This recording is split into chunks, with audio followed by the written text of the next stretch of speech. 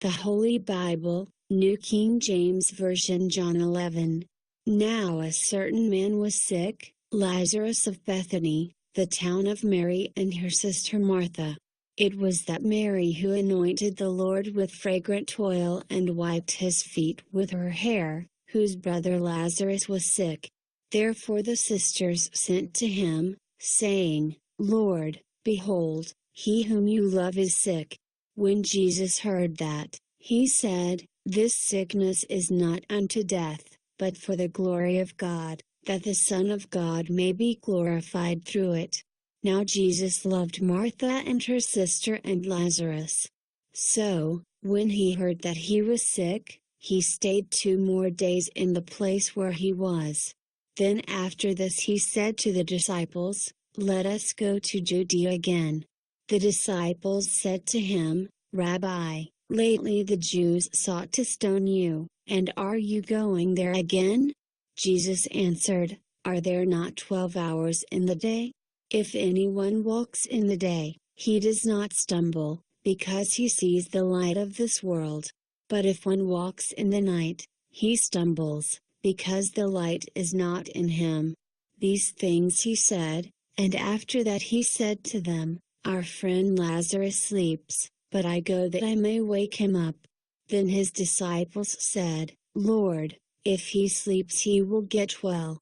However, Jesus spoke of his death, but they thought that he was speaking about taking rest and sleep.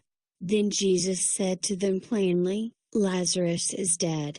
And I am glad for your sakes that I was not there, that you may believe. Nevertheless, let us go to him. Then Thomas, who is called the twin, said to his fellow disciples, Let us also go, that we may die with him. So when Jesus came, he found that he had already been in the tomb 4 days. Now Bethany was near Jerusalem, about 2 miles away. And many of the Jews had joined the women around Martha and Mary, to comfort them concerning their brother. Now Martha, as soon as she heard that Jesus was coming, went and met him, but Mary was sitting in the house. Now Martha said to Jesus, Lord, if you had been here, my brother would not have died. But even now I know that whatever you ask of God, God will give you. Jesus said to her, Your brother will rise again. Martha said to him, I know that he will rise again in the resurrection at the last day. Jesus said to her, I am the resurrection and the life. He who believes in me, though he may die, he shall live. And whoever lives and believes in me shall never die. Do you believe this? She said to him, Yes, Lord, I believe that you are the Christ, the Son of God, who is to come into the world. And when she had said these things, she went her way and secretly called Mary her sister, saying, The teacher has come and is calling for you. As soon as she heard that, she arose quickly and came to him. Now Jesus had not yet come into the town, but was in the place where Martha met him. Then the Jews who were with her in the house, and comforting her, when they saw that Mary rose up quickly and went out, followed her, saying, She is going to the tomb to weep there. Then, when Mary came where Jesus was, and saw him, she fell down at his feet, saying to him, Lord, if you had been here, my brother would not have died. Therefore, when Jesus saw her weeping, and the Jews who came with her weeping, he groaned in the spirit and was troubled. And he said, Where have you laid him?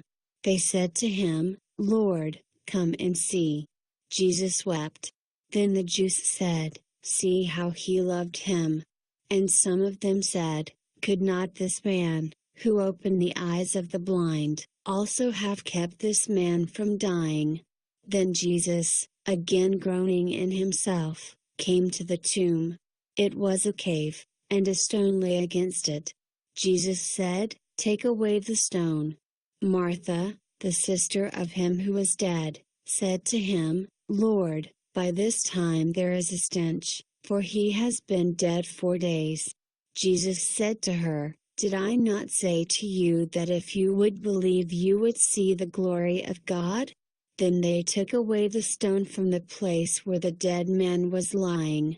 And Jesus lifted up his eyes and said, "Father, I thank you that you have heard me.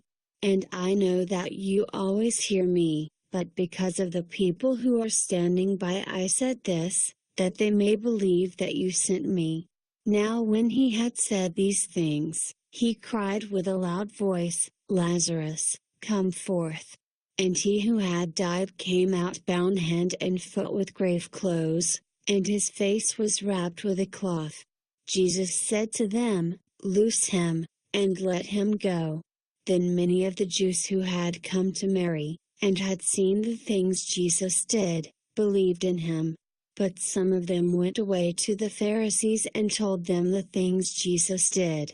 Then the chief priests and the Pharisees gathered a council and said, "What shall we do? For this man works many signs. If we let him alone like this, everyone will believe in him, and the Romans will come and take away both our place and nation."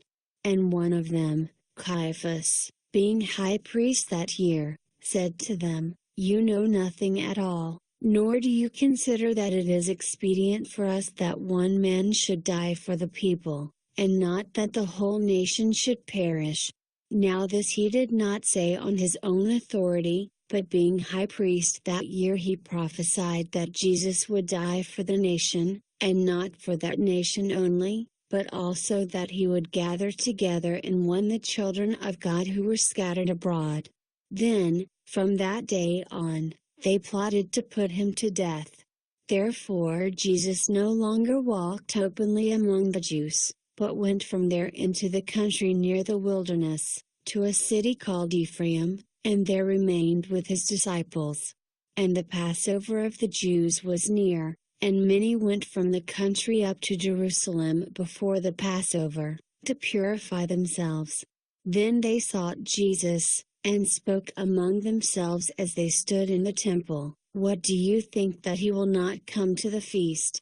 Now both the chief priests and the Pharisees had given a command, that if anyone knew where he was, he should report it, that they might seize him.